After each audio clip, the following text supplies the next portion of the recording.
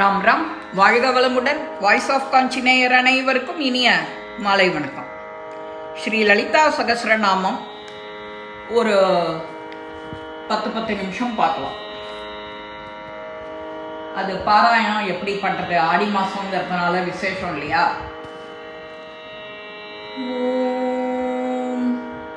அஷ்ய ஸ்ரீ லலிதா சகஸ்ரநாம ஸ்தோத்திர மகாமந்திரஸ்ய வச்சின்யாதி வாக்தேவதா ऋषयः अनुष्टुप् छन्दः श्री ललिता महात्रिपुर सुंदरी देवता श्रीमद्वाक्पवकूटेति बीजं मध्यकूटेति शक्तिः शक्तिकूटेति कीलकं मूलप्रकृतिपि ध्यानो सिन्दूरारुण विग्रहां त्रिनयनां माणिक्यमौलिस्फुर तारानायकशेखरां स्मितमुखीं आभीनवक्षोरुहां पाणिभ्यां मलिपूर्णरत्नसशकं रक्तोद्बलं बिभ्रतीं सौम्यां रत्नकटस्थरक्तचरणां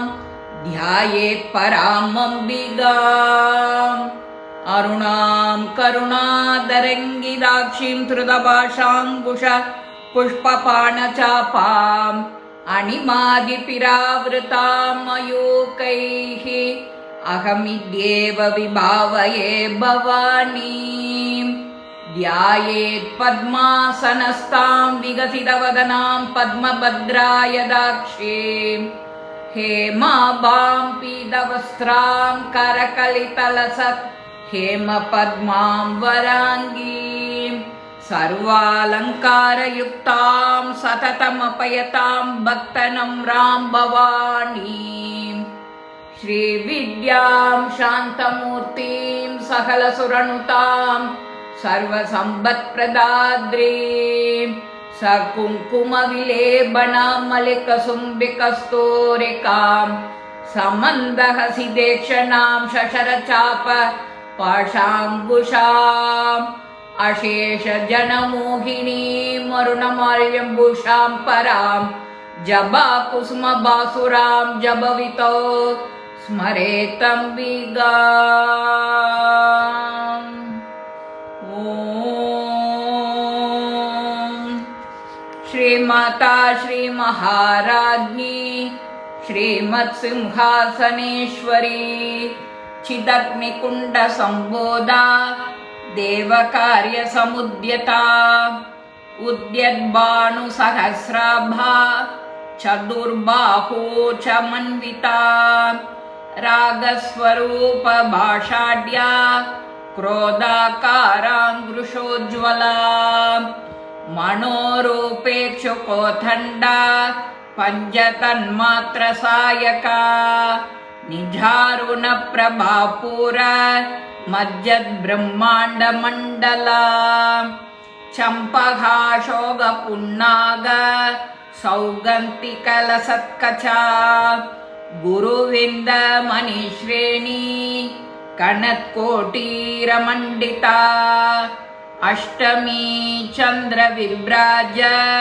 तलिकस्थलशोभिता मुगचन्द्रकलङ्गाभ मृगणाभिविशेषका वदनस्मरमाङ्गल्य गृहदोरणचिल्लिका वक्त्रलक्ष्मी परिवाह चलन्मीनाबलोचना नवचम्बकपुष्पापा नासादण्डविराजिता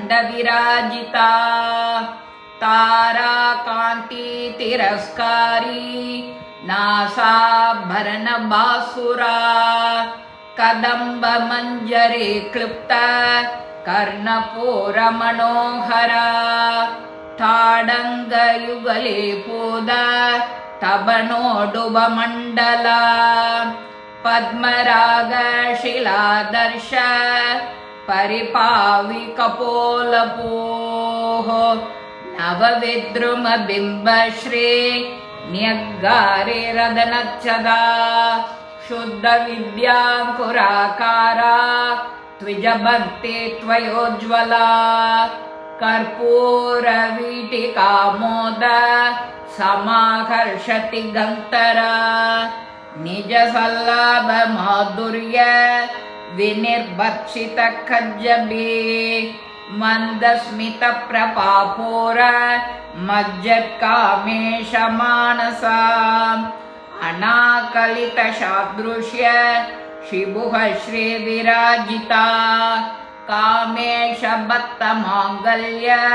सूत्रशोभित गन्तरा कनगाङ्गत केयूर कमनीय पुजान्विता रत्नत्रैवेग चिन्ताः लोलमुक्ता बलान्विता कामेश्वर प्रेम रत्न मणि प्रतिबनस्तनी नाभ्यालवाल रोमाले लता पलकुचद्वयी लक्ष्य रोमलदाधार दासमुन्नेय मध्यमा स्तनभार तलन्मध्य पट्टबन्तवलित्रया अरुणारुण कौसुम्ब वस्त्रपास्वत्कटीतटे रत्नकिङ्गिणी कारम्या रसनाकामभूषिता कामेश ज्ञात सौभाग्य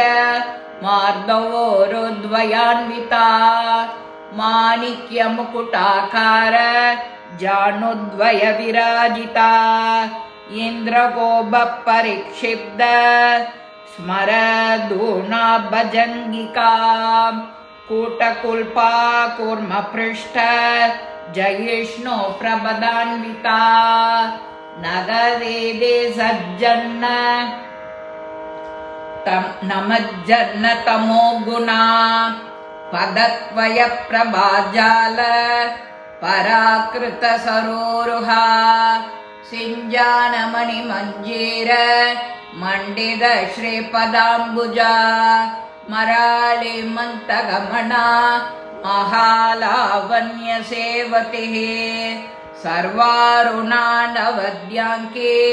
सर्वाभरणभूषिता शिवकामेश्वराङ्गस्ता शिवा स्वाधीनवल्लभा सुमेरु मध्यशृङ्गस्था श्रीमन्नगरनायिका चिन्तामणि गृहान्धस्था पञ्चब्रह्मासनस्थिता महापद्माडवे संस्था कदम्बवनवासिनी सुधासागर मध्यस्था कामाक्षी कामदायिनी देवर्षिगण संगाद स्तूयमानात्मवैभवा भण्डासुरवधोत्युक्त शक्तिसेना समन्विता संवत्करे समारूढ सिन्दूर वृजसेविता अश्वारूढा तिष्ठिताश्व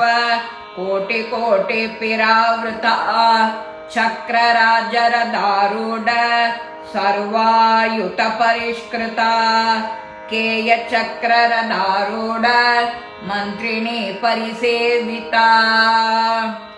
26 ஸ்லோகங்கள் முடிச்சிருக்கேன்.